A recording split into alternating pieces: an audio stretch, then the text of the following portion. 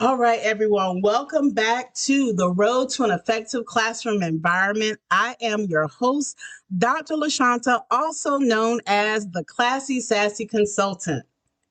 We are going to dive into the practices, mindsets, and stories that help educators create thriving spaces for teaching and learning.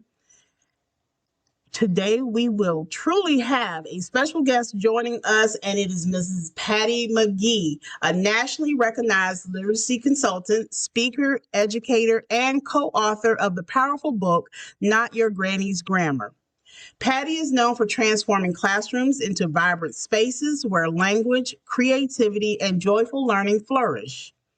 Get ready for an inspiring conversation full of practical insights, innovative strategies, and heart centered wisdom that will elevate your literacy practice and energize your classroom. Let's jump in.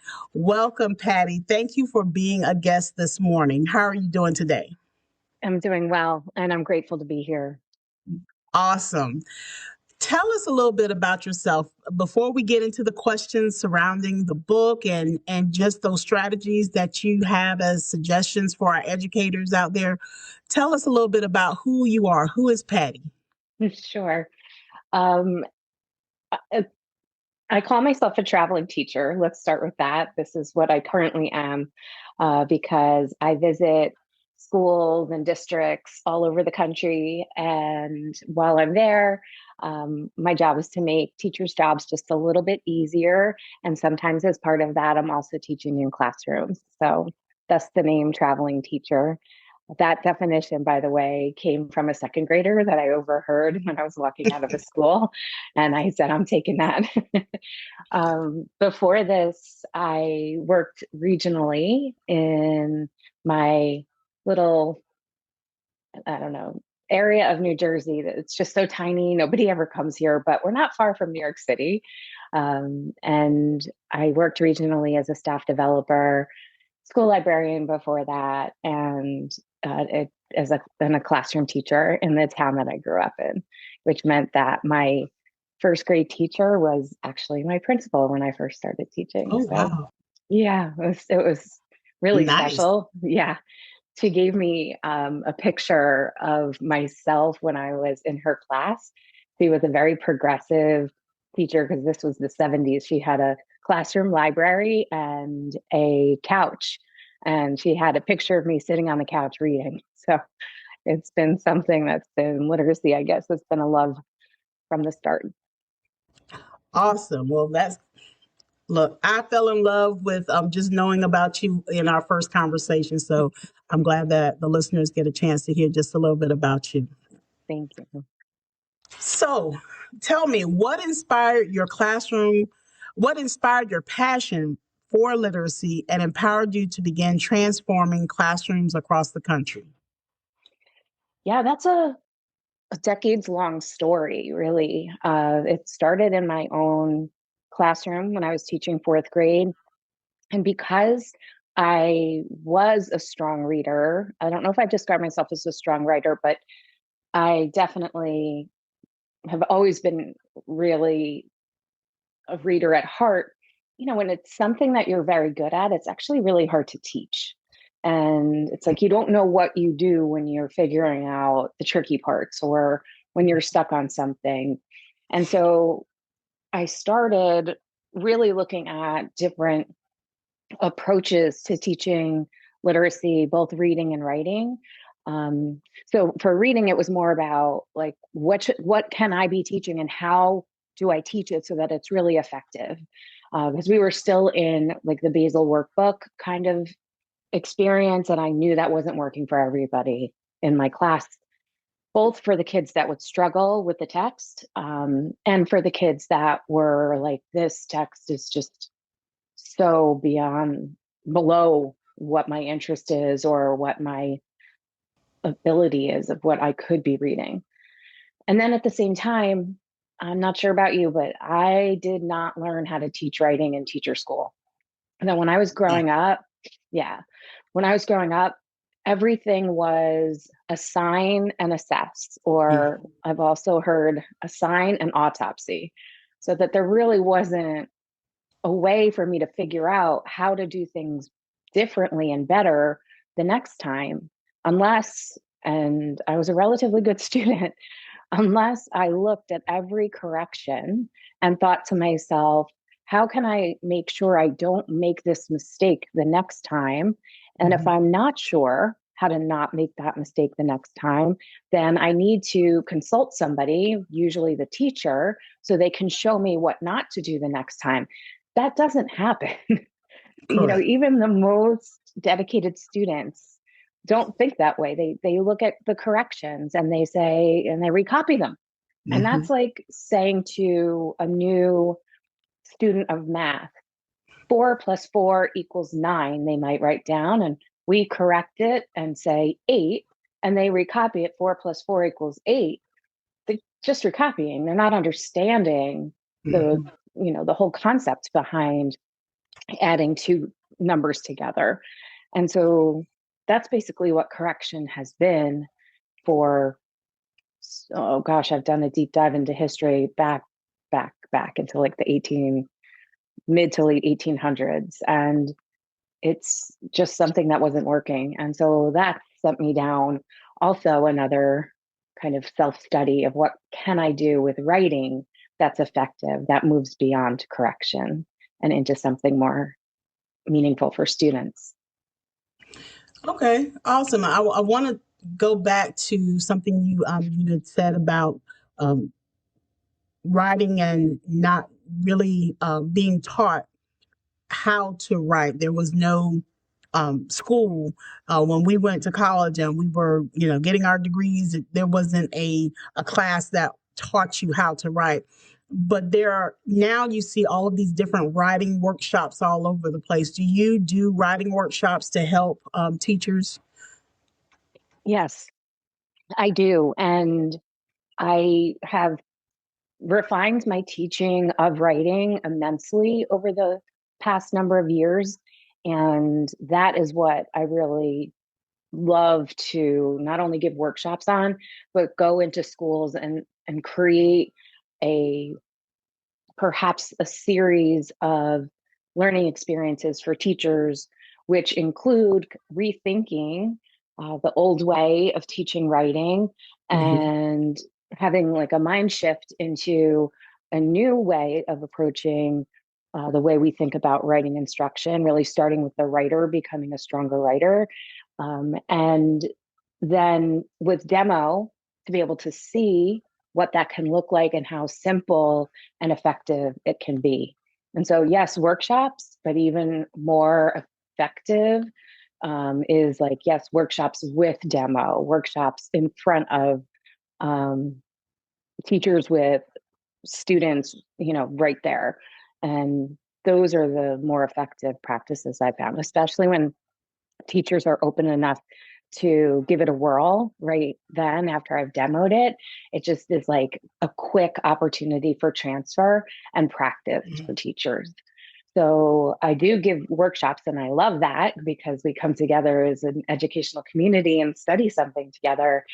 But I find, and research, as you know, has found that just a one-shot workshop doesn't always work unless you're a really self-starter who is like, no, this is ringing true to me and I'm going to like dive deep into this for a long time and seek out feedback and experts. So I prefer the longevity of um, a stay within a district for a little while. Okay, and that makes a lot of sense because, as you said, those one stop, just one workshop is not enough. You want to, have more depth and continue that process to see the growth take place. So, can you share a pivotal moment in your career that shaped your approach to literacy instruction?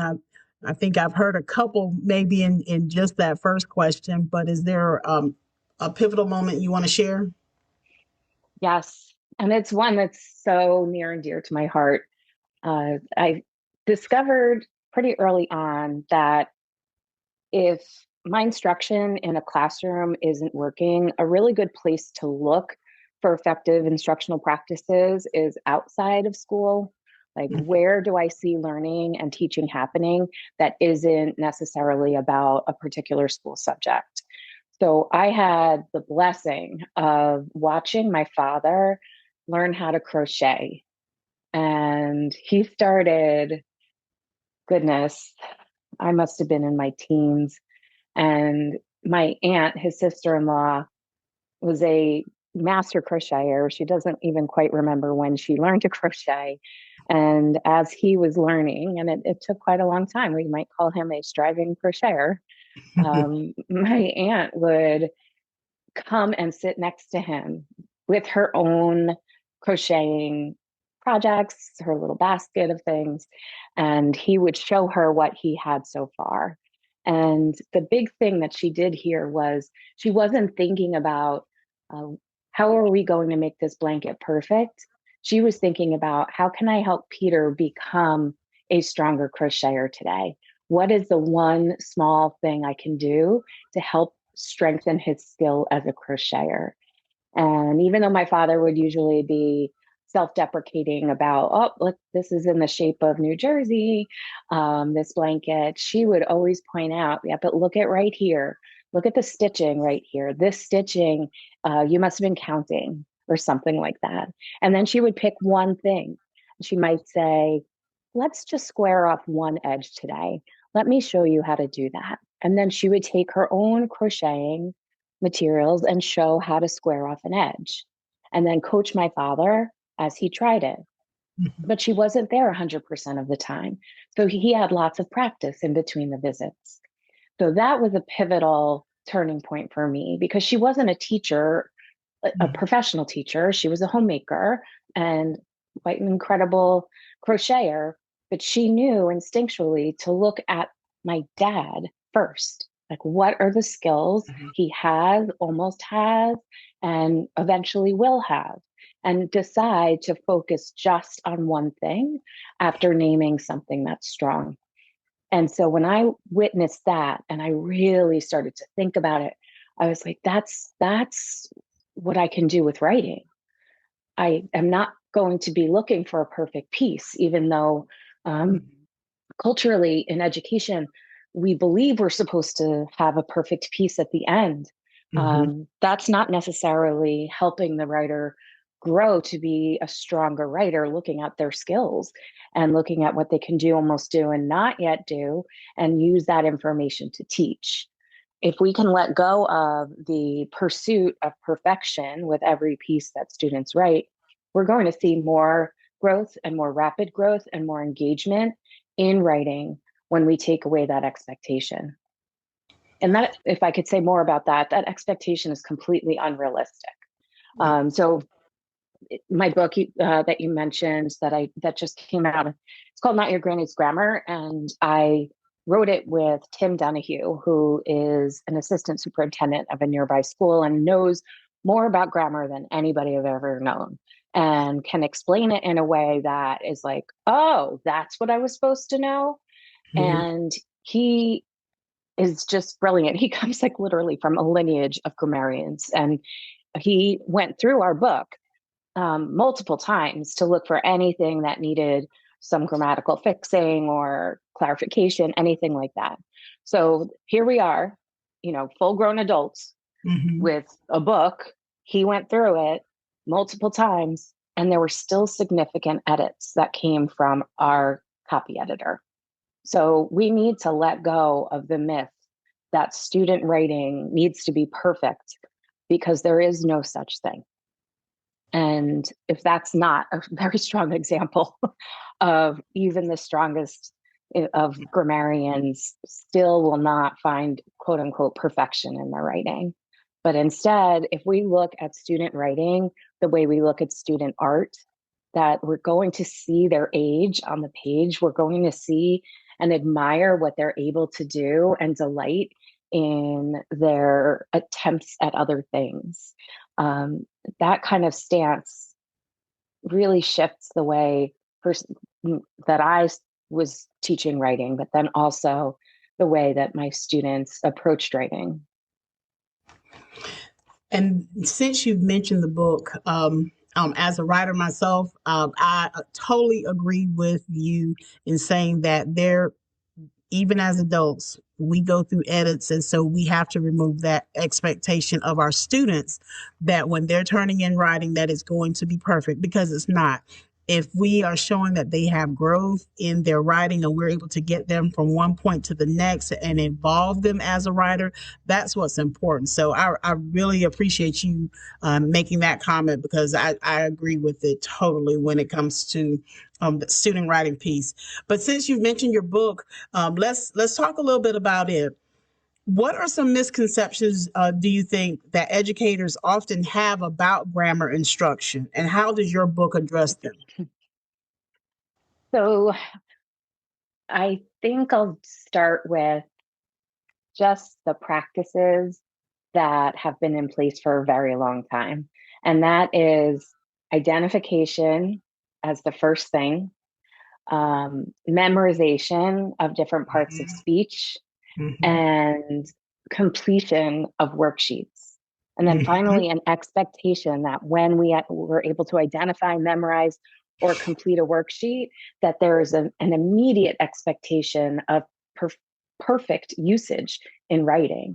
It's like the only subject that I can think of that doesn't give any space and room to really grapple with, experiment with, and develop an understanding. There's just this instantaneous expectation. I taught it, quote unquote. Why can't they do it? Well, because we're not using the same methods that we're using in other areas, that when we see high engagement, it's probably not that low level experience of identification. Not to say it's not, identification is hard, but it's very low on the DOK, Mm-hmm. expectation. So um, just really thinking about what kinds of experiences can we offer students that can reshape that approach to grammar instruction. And I want to say that there are a small percentage of people who learned grammar that way. So I'm not completely dismissing it, but I can tell you the vast majority of people did not learn it that way. I've done a little bit of my own informal research, and I've been able to speak to about 100 teachers from all over the country. And the number one thing that is a concern for teachers when they teach grammar is that they don't understand grammar themselves. And that is understandably something that prevents them then from actually engaging in grammar instruction. And so another myth is that we have to know grammar inside and out in order to teach it. And that is not true either. We have lots of different experiences in this book that help us revise and refresh that approach to memorization and then instant usage. All right. So, to also just tell me a little bit about how teachers can use the ideas from your book to make grammar instruction more relevant and engaging for today's learners. You bet. So, little back history here. Like I was saying earlier about looking outside of school for the things that happen when someone is learning something. I thought about, well, what's something that I have personally been learning? And one of the things that I love to do is I found this special type of paint, chalk paint, and these waxes that go with it. And I really got into it for finishing furniture, for refinishing. Gosh, it can be on pretty much every surface. And it's really quite a fun experience. So I first got very curious, like, how can I use these paints um, with this particular piece of furniture that I have? And then I would hypothesize, I think these colors might go together with this wax. I'd seek feedback from an expert and also ask that expert to show me what that might look like.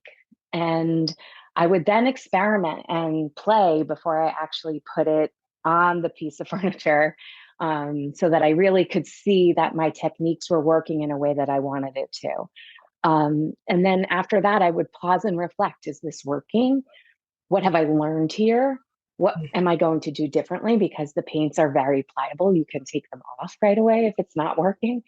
And so I thought to myself, all of those experiences are the things that are missing from grammar instruction. So yes, I memorized things. There were things I identified, obviously, but they were only one very small part of the bigger picture of studying something in particular. So we call our approach grammar study because we're offering students different entry points, similar to the ones I just described, where students can get curious about a particular grammar concept, can hypothesize, they get feedback, and they are also explicitly taught plenty of time to experiment and play. And the play is not our games. There's not like a right or wrong. We just have little manipulatives, really, that we're using to create some things and see how that's working. And we have time to reflect. What do we know now? And what are we still curious about? And so doing that in a study so that it is a length of time. And I know anyone listening to this wanting to teach grammar, you're probably thinking, how do I fit this in? We recommend 10-minute grammar pockets 3 to 5 times a week for about 6 weeks or so.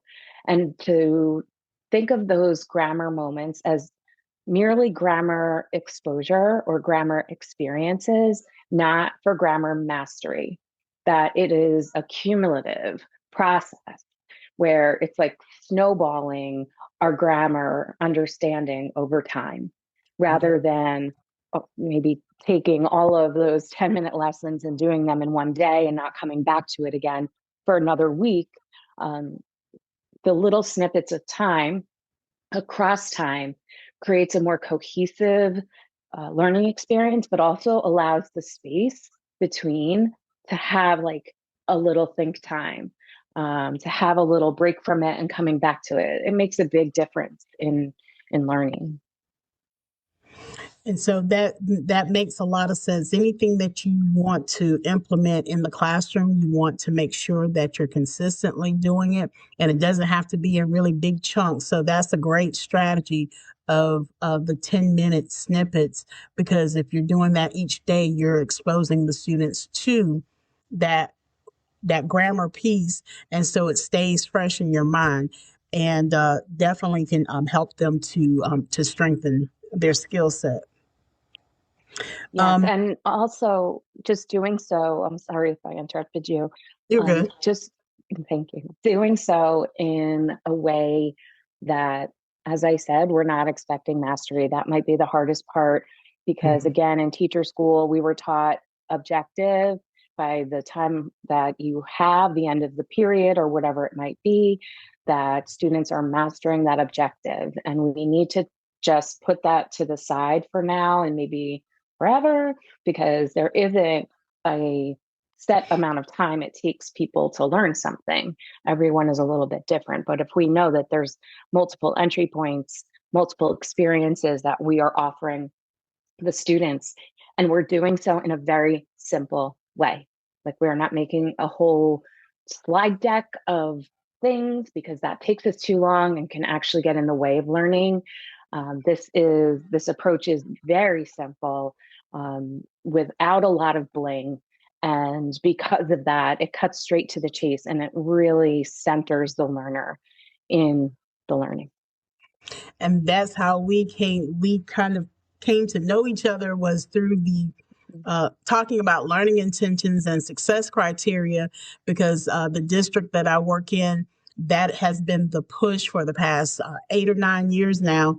And I've definitely have embraced it, because when I began teaching, we were teaching objectives, as you were talking about, and you had to put the standards up there, these long objectives, and this expectation that this is completed within that class period. But things have evolved now to where you can be really very specific and making sure that the learning is centered around student learning is important.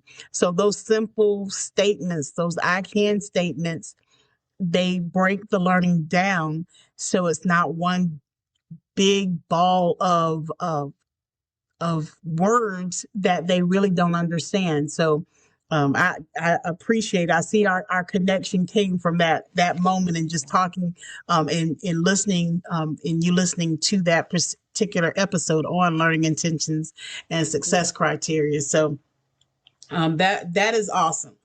So tell us a little bit about um, what are some of the biggest barriers that you've seen teachers face when they try to implement meaningful literacy practices, and how can they overcome that? Just from your experience, what are some of those barriers? Mm. One barrier that I have noticed in myself, which I've been working on, and also have noticed with the many teachers I've been able to work with, is that we do a lot of talking. Mm-hmm. We as educators talk and talk. And as we do this talking, it's almost masked as if, well, we said it, so they must have learned it.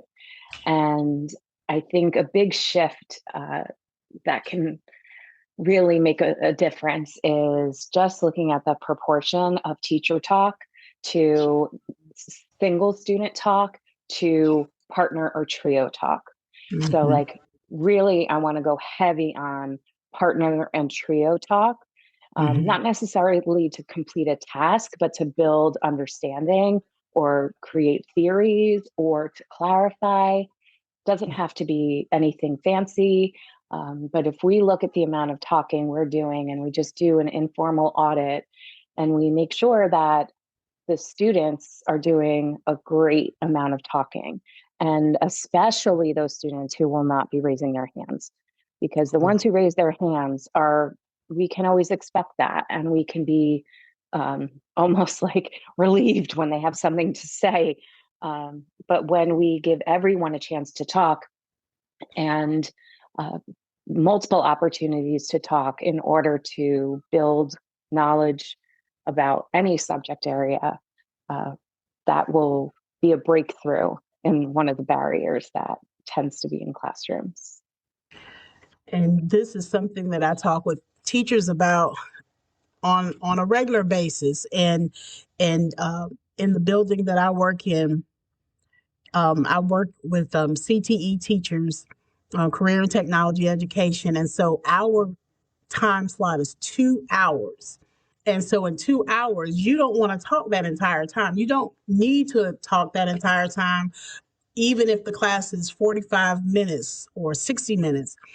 Really, the time span that you are taught, that you as the instructor, you should be talking maybe 15, 20 minutes and rotating into the next segment of the lesson. But that all that talk that the instructor gives, it does not should not exceed 15, 20 minutes. And it may be in a 2 hour segment, maybe 30 minutes, but even that is pushing it when it comes down to the attention span of the students.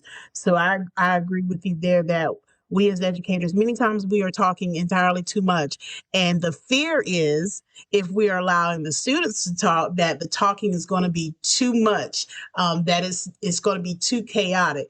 But I love, I call it structured chaos.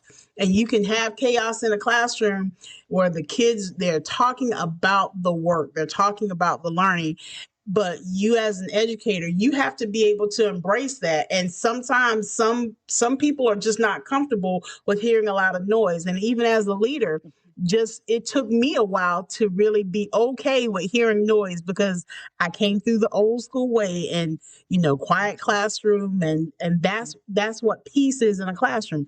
But I had to evolve as a educator in order to embrace that student centered classroom environment, because that is the direction that education was going.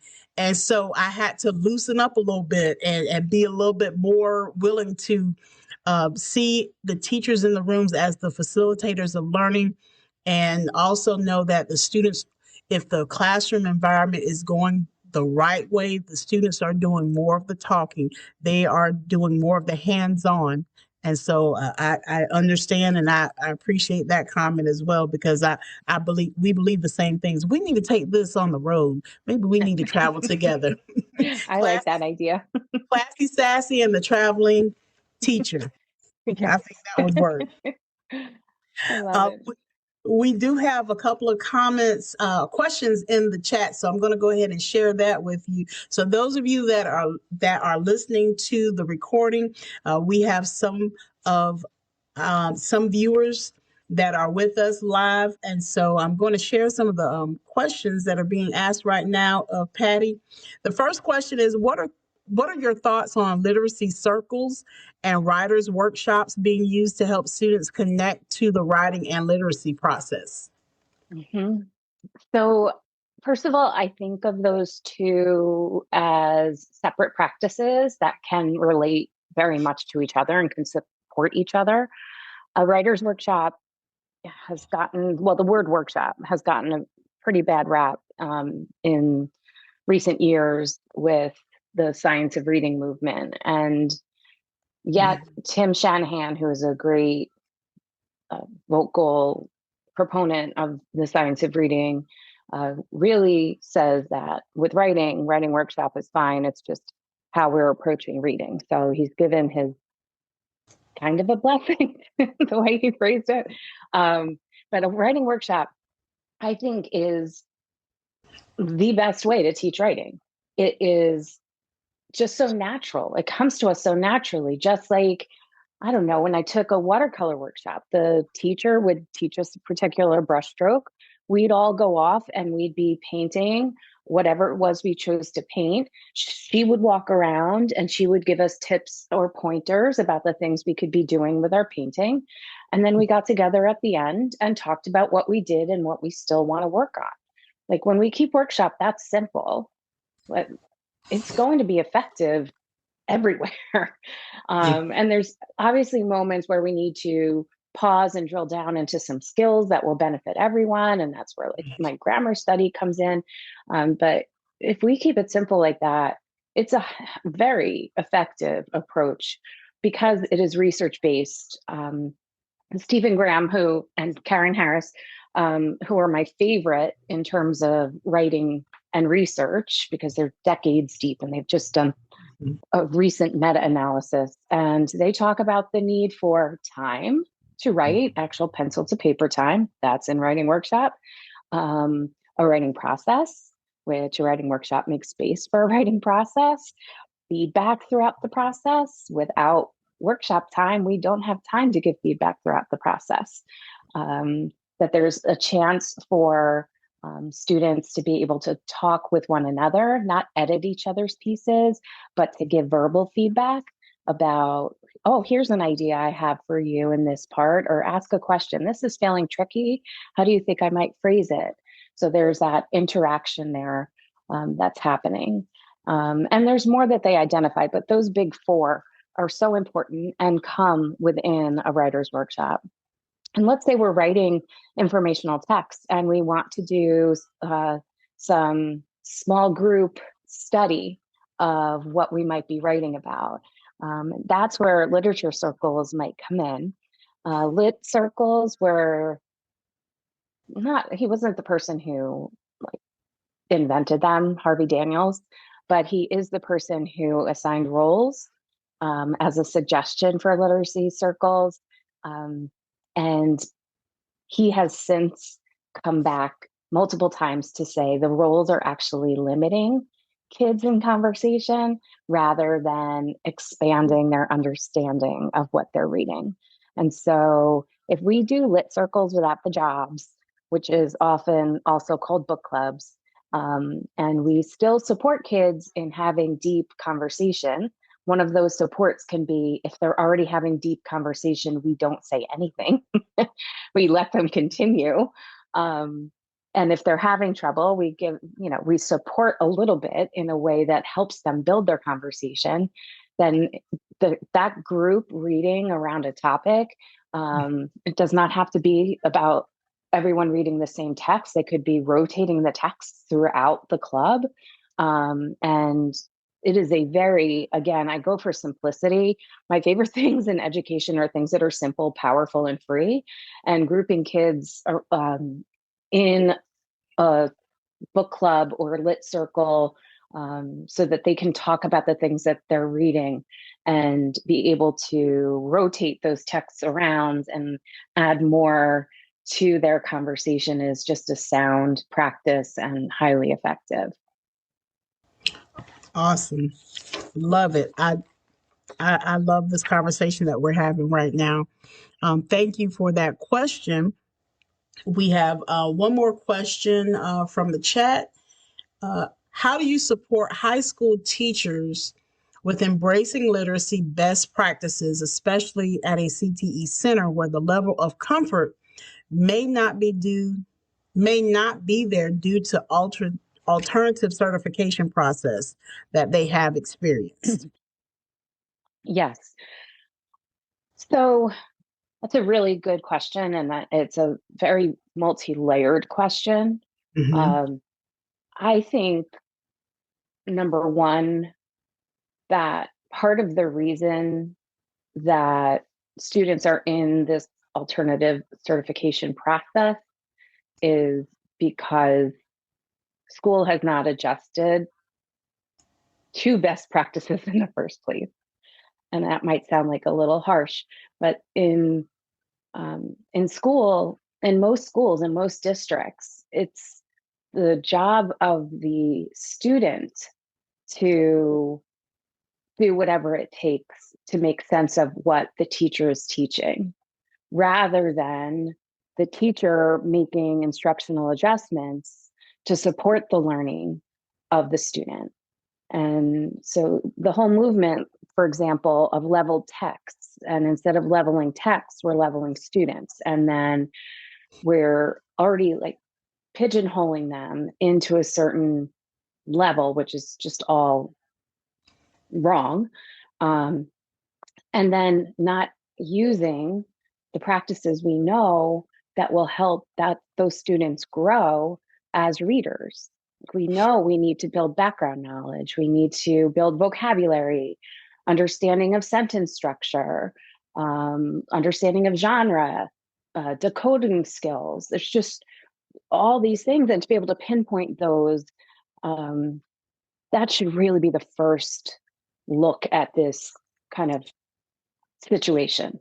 But I also want to say, yay for having different opportunities for learning and different opportunities for different certifications, because having those opportunities really then specialize in giving hope and confidence and a reminder to students that they have something in their future that they can achieve, even if it's hard. And so then going back to the question of how do we support high school teachers in embracing literacy best practices, that one is especially challenging because of the fact that high school teachers, I love you, but high school teachers tend to have a particular agenda, and it changes class by class, no matter what grade level it is. And it's like my style, whatever my style is what you need to adjust to while you're here. And oftentimes in literacy, it's about literature and not about like the skills to be a stronger reader. There's often missing nonfiction, which is one of the most helpful things. So those in the special programs, I really recommend, number one, as a best practice, focusing on informational text in text sets. So that around a particular topic, we might have a short article a video, a podcast, an image, a book or a portion of book, all on that same topic. And when we read within that same topic and then go back to our lit circles and talk about that, we become stronger and therefore more confident as students. And that kind of best practice, I think, can happen anywhere. And it's one of the easiest moves that educators can make. So that was a very layered question. I hope that I answered it with detail. And you did. And the question did come from my awesome principal, who is a principal of a CTE school. So you did cover that topic. And I want to add to that when you have teachers who are uncomfortable with anything outside of and regarding CTE, teachers who they're comfortable with construction, they are comfortable in their element, they came from industry, that sometimes when it comes down to that piece of talking about helping our students to read, to be better readers, they may not be comfortable with that because they themselves may not have gotten everything that they needed when they were in school. They may have come out of high school and gone straight into business, and maybe reading and literacy were not, or writing itself was not a strong suit for them. So they find themselves being uncomfortable. And then here you have leadership coming in and say, okay, we've got to help them to be better readers, and we have to help them with math skills, but we have to help the teachers with those skills because they are coming through a different way. In order to get into education and becoming certified teachers, they're coming through a different route. And so it can be a struggle. And so, leadership has to be able to energize those teachers and to get them to see and understand that when you focus on literacy, you focus on that component, that will just help make your program stronger. Because, if you've ever seen the meme where when the elementary teachers, when the students move on to middle school, the middle school teachers blame the elementary school teachers for the students not being able to read and write and do arithmetic. And then the high school teachers, they blame the middle school teachers and they say it's their fault that the students come and they can't read, write, or do mathematics. And you've seen the memes across different platforms when it comes to that. And so we have to stop with the blaming game. We have to stop blaming each other. And so high school teachers tend to be the hardest ones because they blame middle school and elementary, said, nope, they didn't get it back then, and now you expect me to do it. But no matter how they come to you, as we hear, the parents, they send us the best that they have. That is what they have. They send those students to us, and we have to do the best with them. And wherever they come in, and we have to get out of blaming the grade level before us and just teach them where they are. And if that means that we are weak in that area, then we have to pull on, whether it's outside individuals to come in, consultants, or within that district, you have people within your district that may be able to help those teachers. And so sometimes we go and get outside talents before tapping in the inside. But whatever we need to do by any means necessary, we want to make sure that our students are well when it comes to literacy. So just wanted to share that with your answer to that question in the chat. And thank you for that. And may I add on to what you just said? Yes, sure. So I also want the teachers that are coming, like you just described, right out of high school, they might have started a business or become part of a trade, whatever it might be, that they already own and understand the literacy of their subject, because every subject has its own literacy. And so if they're thinking like, okay, let's just say an electrician is coming as an educator. That electrician is a master of the literacy of that particular profession. And so sometimes it's also a matter of confidence for those teachers to realize they already own that. And they had to somehow figure out how to read particular directions, let's say, or they had to read articles about, say, updates in LED lighting, or I'm just making things up. But they already own that literacy themselves. And it's just a matter of thinking, not how do I teach this, but how did I learn it? Mm-hmm. And when I learned it that way, let's repeat and give the experience to kids of like almost like a mimicking of how that topic, that profession was learned. Thank you. And I agree. That piece right there, I think I'm going to use that in our next professional development, bring out a bunch of manuals that are particular for each of those different programs, and talk about literacy from that standpoint. So thank you for that idea, because that will definitely help the teachers to see that, yes, you are the master of your trade as well as the master of your learning, and you learned about different types of nails and screws. I think we talked about that in our conversation a few weeks ago, that I didn't know the names of the different nails and screws. I knew what I was looking for when I went into Lowe's, but just the terminology that is specific for that program, that's powerful because they are helping the students to be literate in that program, in that content area. So thank you for that. I have just a couple of more questions, and then if there are any other questions that come in the chat, we'll go from there. So my next question is, what do you see as the future of literacy education, and how should teachers prepare for it?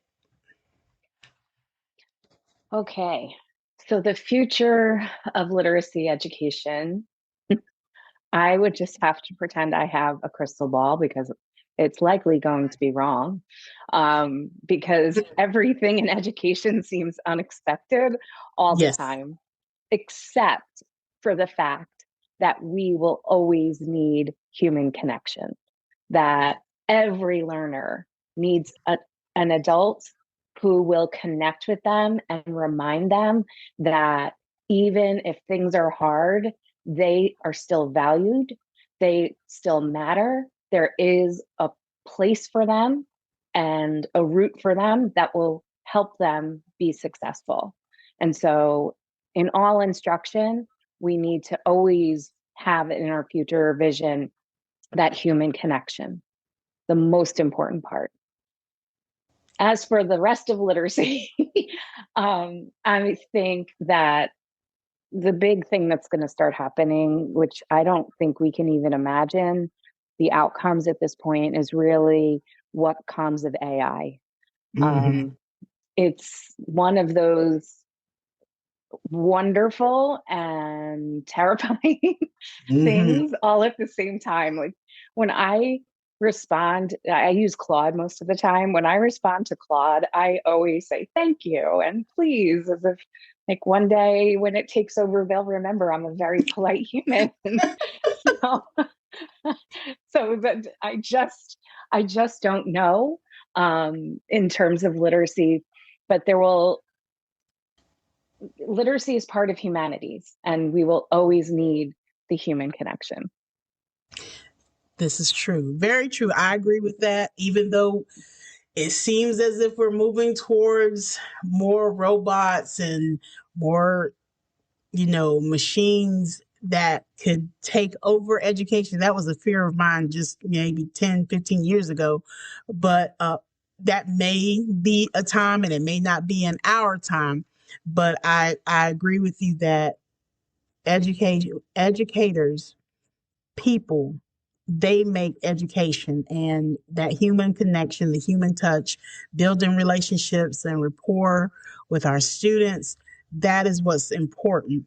And I just wanted to also comment that, you said about, saying please and thank you to Claude. At the movie I, Robot with Will Smith from, decades ago. Yes. I still say sometimes that the toaster is going to be standing over the bed one day and I'm gonna have to do something about that. So I thought that was an interesting comment, because I'm always talking about the refrigerator taking over, or and I have to spell out her name because she's listening. Alexa. Always. Yes. I'm thinking to myself, should I really keep this? But yeah, I agree with that human connection piece. And then in closing, this is our closing question here. What is one message that you hope every educator carries with them after hearing today's conversation? I hope that every educator, and we didn't talk about this, but I want to say one thing, and then I'd like to also then talk about our conversation. I hope every educator prioritizes the time to do something that is a passion of theirs, no matter what it is, that can act as a replenishment. I don't want it to be an expensive thing, like getting like a spa, membership or something like that. Massages aren't going to do that to us. They're nice, but instead, like, look within, find the thing that makes you feel whole, or jazzed or curious, and build that into your schedule so that you are doing something for you. There are so many expectations on teachers today, and I'm just adding one by saying take care of yourself, and most teachers are like, what? There is always us in there. There's a part of us that has something that we love to do that fills us up. And I want educators to find that and to schedule it into their lives. Even if it's 5 to 10 minutes a week, it's something that will replenish. And then from our conversation, I'm hoping that one of the things that we can take away from this conversation is that we don't need a lot of stuff. We just need some simple, powerful, and free approaches, instructional practices, and human connection to have that type of success that we're looking for in our students. Awesome. This has been a great conversation, and I appreciate you so much for being with us on today. And thank you for joining us for today's episode of The Road to an Effective Classroom Environment. A huge thank you to you, Patty. Thank you so much for coming on today and for sharing your expertise, your passion, and your transformative approach to literacy. Thank you. Thank you for having me. Yes, ma'am. Thank you. If today's conversation sparked ideas, encouraged growth, or gave you new strategies to try, be sure to subscribe, share this episode with a fellow educator, and leave a review to help more listeners discover the show. To learn more about Patty's work, including her book, Not Your Granny's Grammar, check out the links in the episode description. And as always, keep leading with purpose, teaching with passion, and creating classroom environments where every learner thrives. And until next time, this has been Dr. Lashawnte, also known as the Classy Sassy Consultant. Have an awesome day.